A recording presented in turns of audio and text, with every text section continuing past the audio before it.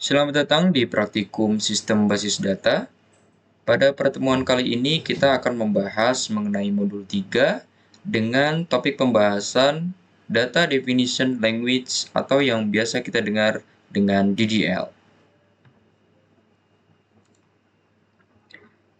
Adapun topik pembahasan untuk modul 3 ini yaitu mengenai definisi dari SQL, lalu tipe data yang ada di MySQL, lalu yang terakhir mengenai Data Definition Language atau yang biasa kita sebut dengan DDL. Berikut ini adalah definisi dari SQL. SQL merupakan sebuah bahasa komputer standar dari ANSI, yaitu American National Standard Institute, untuk mengakses dan memanipulasi data dalam basis data relasional. Adapun beberapa fungsi dari SQL ini, yang pertama, untuk menjalankan query dalam database.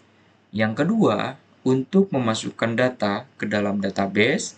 Yang ketiga, mengubah data dalam database. Yang keempat, untuk menghapus data dalam database. Selanjutnya, tipe data yang sering kita gunakan yaitu yang pertama adalah tipe data char. Tipe data ini biasanya digunakan untuk menyimpan sebuah data yang bernilai tetap. Contohnya adalah jenis kelamin.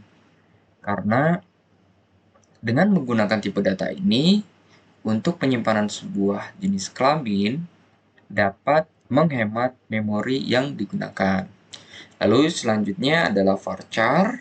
Varchar ini yang dapat didefinisikan sebagai string yang panjangnya dapat berubah-ubah, yaitu sesuai dengan kebutuhan seperti alamat, nama, itu kan stringnya itu berubah-ubah ya panjangnya. Nah, untuk tipe data varchar sendiri ini memiliki maksimal 4000 karakter.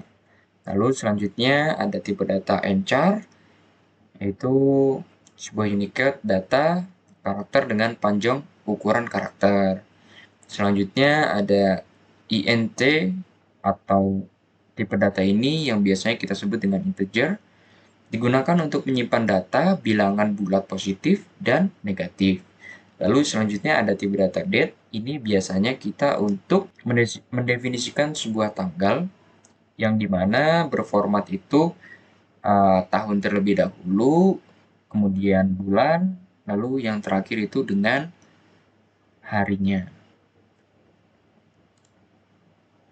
Selanjutnya, ini adalah sebuah definisi dari database sendiri, yaitu adalah sebuah media utama yang harus dibuat dalam membangun sebuah basis data agar kelak dapat kita letakkan beberapa tabel dengan field-fieldnya.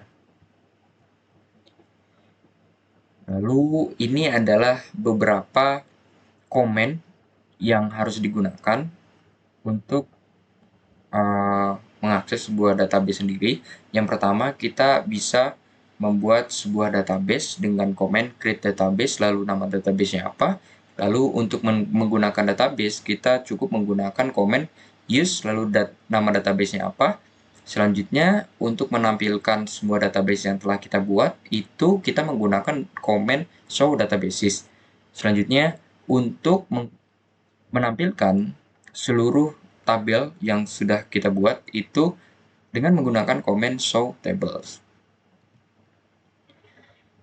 Adapun definisi dari DDL sendiri, yaitu DDL sendiri adalah sebuah bahasa dalam DBMS atau kepanjangan dari Database Management System yang digunakan untuk membuat atau mendefinisikan objek-objek dalam database. Nah, DDL sendiri memiliki fungsi utama. Yang pertama itu create. Create ini digunakan untuk membuat sebuah objek table. Selanjutnya ada alter. Alter ini berfungsi untuk memodifikasi objek table. Yang terakhir ada drop. Drop ini berfungsi untuk menghapus objek table. Selanjutnya, kita beralih kepada tahapan untuk membuat sebuah table. Yang dimana di sini sudah ada komennya create table, lalu nama tabelnya apa, nama kolom 1, tipe data, kita membuat null atau not null, ataupun primary key. Lalu untuk baris keduanya kita nama kolom kedua, tipe datanya apa. Lalu kita bisa melihat untuk contohnya sendiri, yaitu kita membuat sebuah tabel mahasiswa dengan kolom name, tipe data integer, lalu name ini sebagai primary key. Kolom selanjutnya yang bernama nama dengan tipe data varchar panjangnya 20. Untuk kolom selanjutnya dengan nama tanggal lahir dan tipe datanya menggunakan date. Nah, kita di sini juga membuat sebuah foreign key. Apa sih foreign key itu sendiri? Nah, foreign key itu sendiri yang berarti adalah sebuah nilai dalam satu tabel yang dapat berkorelasi dengan tabel lain dengan menggunakan ID yang sama.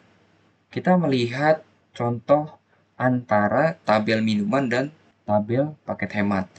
Ini untuk kode minuman itu sebagai primary key itu dapat digunakan pada tabel paket hemat sebagai foreign key. Nah, itu adalah contoh sederhana mengenai foreign key itu sendiri. Selanjutnya, bagaimana sih kita untuk membuat sebuah foreign key itu sendiri? Nah, di sini sudah ada komennya, teman-teman silakan perhatikan sendiri untuk komennya. Kita langsung ke contoh yang ada di sini. Di sini membuat sebuah tabel paket hemat dengan ingin membuat sebuah foreign key kode makanan dan kode minuman. Kita bisa lihat constraint FK kode makanan, lalu foreign key-nya yang kita akan gunakan sebagai foreign key itu nama kolomnya kode makanan, lalu references. Makanan ini berasal dari tabel parents-nya, lalu yang kode makanan ini sebelah kanan itu sebagai kolomnya. Nah, untuk pembuatan foreign key ini antara kode makanan dan kode minuman itu hampir sama, namun yang berbeda adalah di references-nya itu ataupun table parent-nya itu berbeda. Untuk kode makanan itu mengambil dari tabel makanan, sedangkan untuk kode minuman itu mengambil dari tabel minuman. Selanjutnya ada alter. Alter ini digunakan untuk memodifikasi objek dari table. Di alter ini kita dapat menambahkan sebuah kolom. Yang pertama, add kolom ini berarti dia menambahkan kolom tapi hanya satu kolom. Nah, sedangkan add multiple kolom itu menambahkan lebih dari satu kolom. Selanjutnya, kita dapat menambahkan juga untuk foreign key, yaitu dengan kita memasuki tabelnya terlebih dahulu yang kita inginkan, lalu kita menggunakan add constraint, lalu nama FK, nama kolomnya apa, foreign key, lalu nama kolomnya apa, references, kemudian dilanjut dengan table parent-nya apa, lalu dilanjutkan dengan nama kolomnya apa.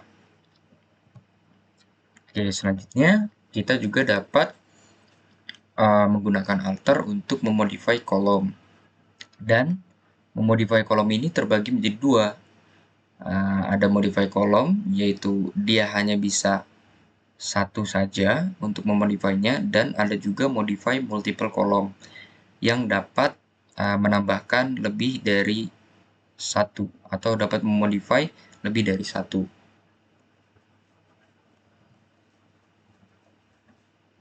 Selanjutnya, di sini kita dapat merename kolom dengan menggunakan alter dan juga merename table.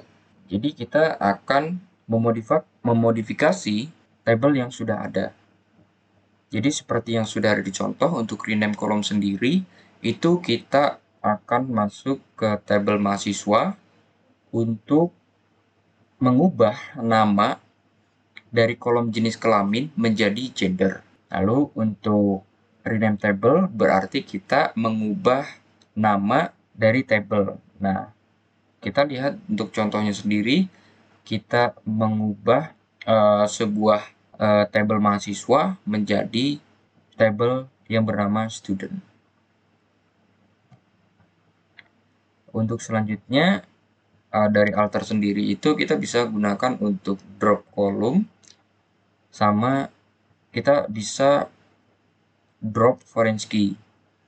Jadi kalau untuk drop kolom sendiri berarti kita menghapus kolom dengan cara kita masuk dulu alter table, nama tabelnya apa, lalu kita drop kolom mana yang ingin kita hapus. Nah, selanjutnya ada drop foreign key, yaitu kita masuk dulu dengan menggunakan alter table, nama tabelnya apa, lalu kita pilih foreign key mana yang kita akan hapus atau kita drop.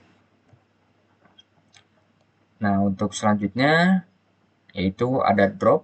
Drop sendiri itu kita bisa ngedrop. Kalau di sini kita bisa drop table, yang dimana apabila kita ingin menghapus table tersebut, berarti kita akan menggunakan komen drop table lalu nama tabelnya apa.